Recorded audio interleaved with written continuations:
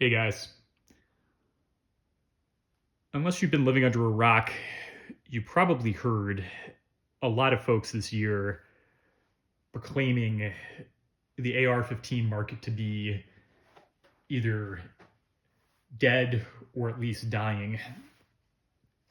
Um, it's been covered in a lot of different GunTubers that I watch.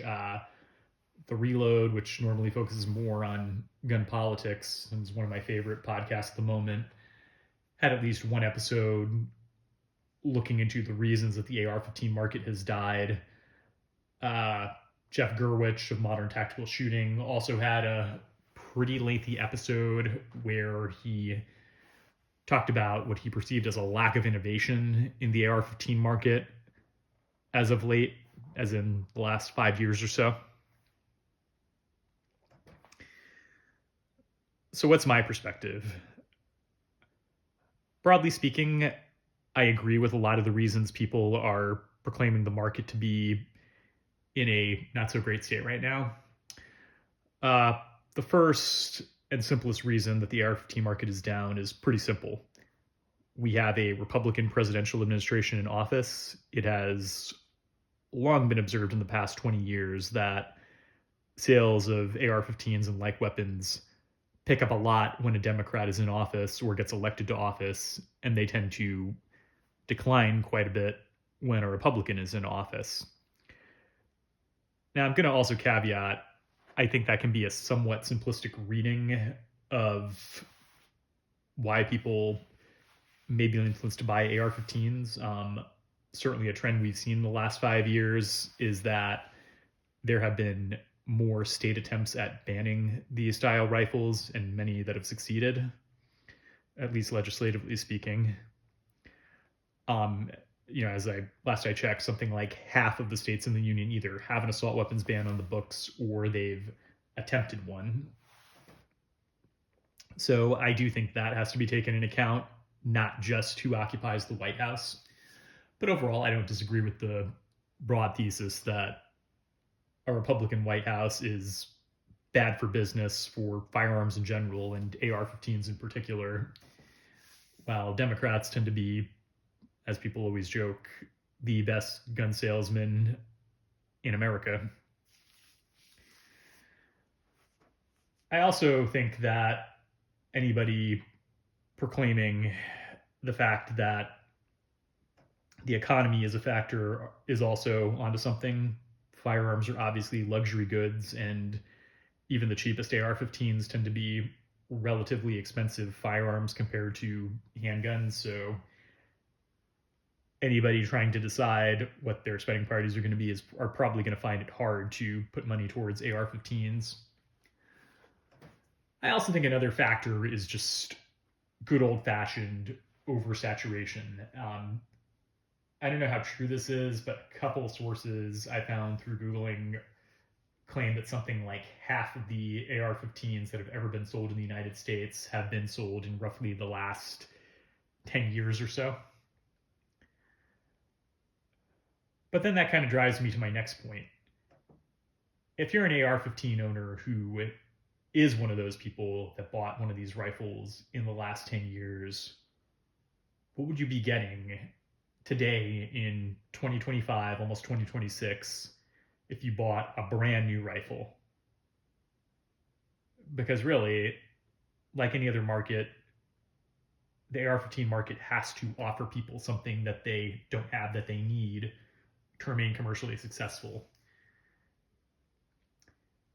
So I'd like to illustrate by showing off this rifle. So this is the newest of the AR-15s I own. I currently have 5 lowers, 8 uppers,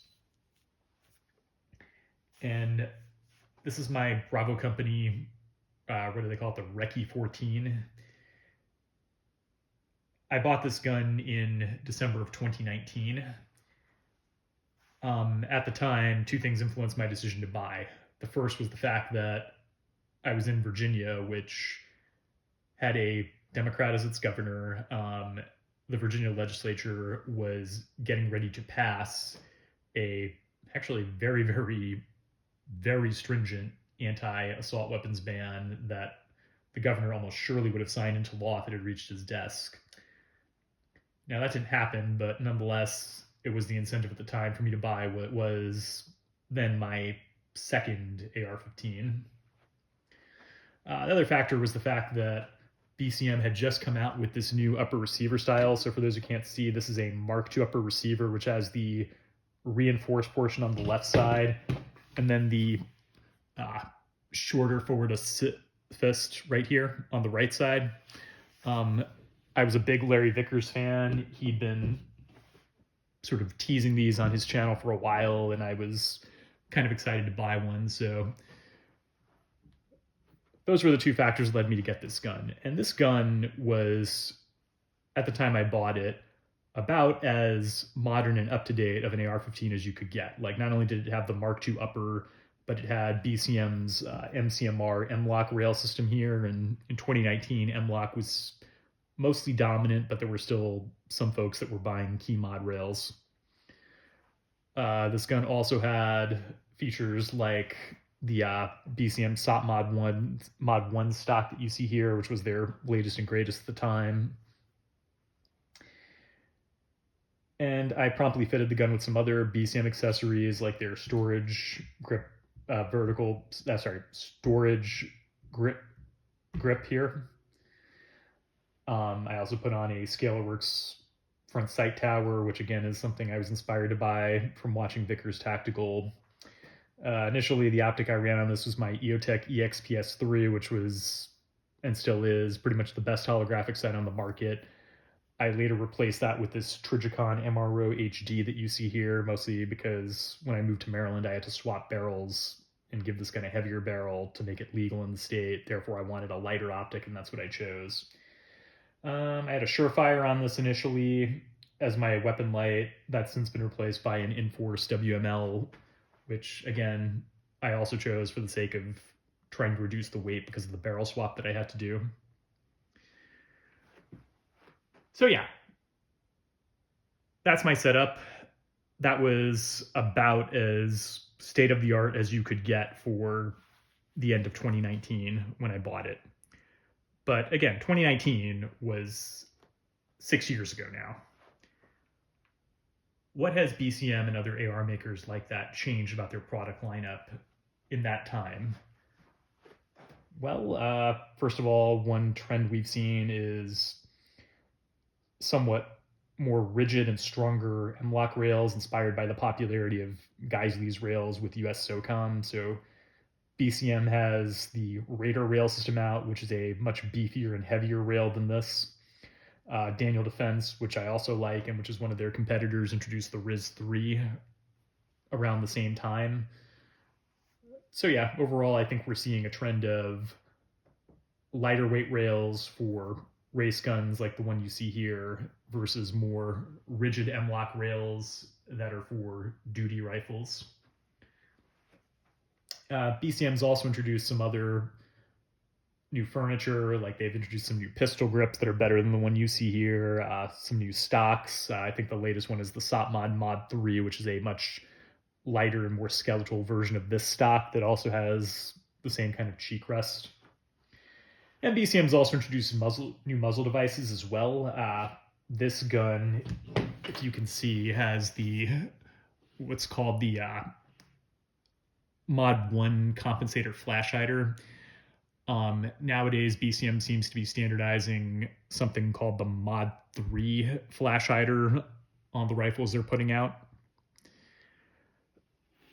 And really, at some point, I may very well update that on my gun. But you can probably see the issue here, right? Really, it's like those are pretty minor new upgrades. At the end of the day, pretty much any rifle BCM sells is going to be pretty damn similar to this gun, which I bought 6 years ago. It's going to be a 14.5-inch carbine, typically, with an M-Lock rail and a mid-length gas system. So if you're me, you're kind of like, great, so why would I buy a new BCM gun exactly? And I think that's the problem. This isn't just an issue that affects BCM, it's also an issue that affects a lot of their competitors. I mean, looking around, some other things I've seen the last few years, ambidextrous lowers seem to be something that a lot of companies are offering now, like Daniel Defense did with their R3 series. But really, I just am hard pressed to think of anything other than that, and that's the issue. Right now, we're just in an era where an AR-15 of today is, functionally speaking, just about the same as one from about the last 5 to 10 years. Again, free floating rail, 14.5-inch barrel with a mid-length gas system. Not a whole lot has changed that should prompt any owner to go out and upgrade significantly. Now, arguably, optics have changed a little bit more in the last 5 years or so. But even then, there's sort of a case of the more things change, the more they stay the same. So 5 years ago, I think there was a consensus among many that low-powered variable optics were going to completely replace every other type of optic out there, including small red dots like my Trigicon here, or holographic sights like the EOTech equipped with a magnifier, and certainly more traditional magnified optics like the ACOG, which has been serving the US military very well for a number of years. And certainly the widespread adoption of LPVOs by US SOCOM and then eventually the Marines with the VCOG seem to give a lot of credence to that theory. But really in 2025, I would say LPVOs are an optic that is still an option for a typical AR-15 owner, but the fact is they're also, even though they in theory allow much quicker engagement of targets for somebody who's a really experienced shooter, they're also very bulky and heavy and also extremely expensive compared to a lot of red dots. And for many AR-15 owners, it's kind of hard to justify the purchase of one. I mean, I've been thinking about buying one for years now, and for me, it's just hard for me to motivate myself to spend the money. Now, are there other AR-15s at this point in time that I would like to own? Yeah, absolutely. I would love to own another AR pistol at some point. I sold the one I had a while ago. Maybe something like a DDM4 PDW. I already own, as everybody knows, a Daniel Defense M4A1 with the RIS2 flat upper top rail. I would love to own an upper that's got the front sight post version of the RIS2.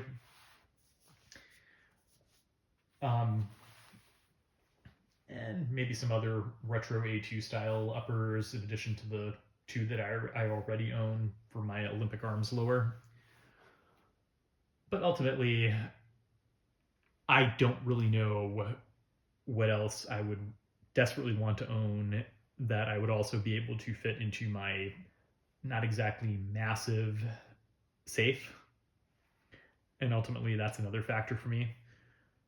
So unlike handguns, which I can collect a little more readily and which it's a little easier for me to store handguns, and AR-15s, like any other rifle, well, actually more so than some typical rifles, are just a lot harder to store. So no matter how many I want in theory, I've got to face the realities of both my budget and my space in my gun safe. So yeah, that's the reason I think the AR-15 market is really stagnating the most. It's just a combination of politics, of the economy, of people who wanted one already having them, and also just the fact that AR-15 manufacturers have yet to come up with something that would make anyone who owns one rush out to buy a new one. Those are my thoughts. Leave me a comment if you like or disagree with what I've said. Have a good night.